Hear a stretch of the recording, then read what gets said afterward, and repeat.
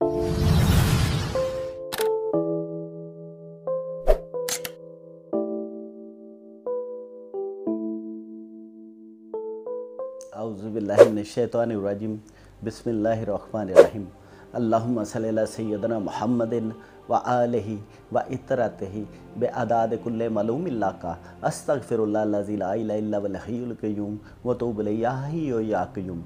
नाज़रीन, आज का मेरा मौजू है दांत दर्द। यह हर इंसान को होता है। टूथ इक आम मर्ज़ है। बच्चों, बड़ों, छोटों को सभी को दांत में तकलीफ़ रहती है। इसकी वजूहात कई हैं।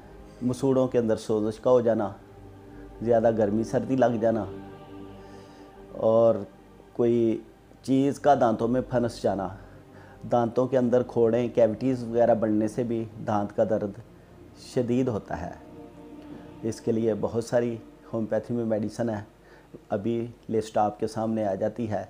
लेकिन इसके लिए मैं एक बहुत अच्छा कॉम्बिनेशन जो गम पेंट के नाम से, या आप उसको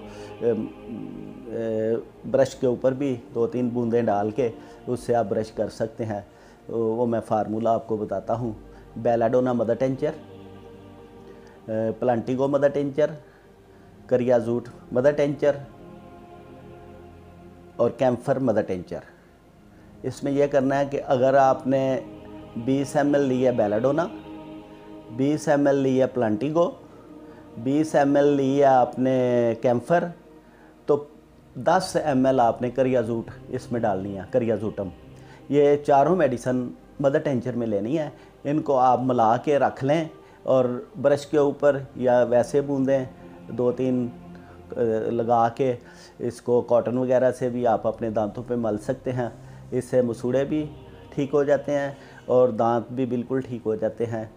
और 1-2 बार इसका थूक फेंकने के बाद अगर इसका सलाइवा निगल लिया जाए पेट में, तो इससे खाने वाली दवाई का काम भी हो जाता है।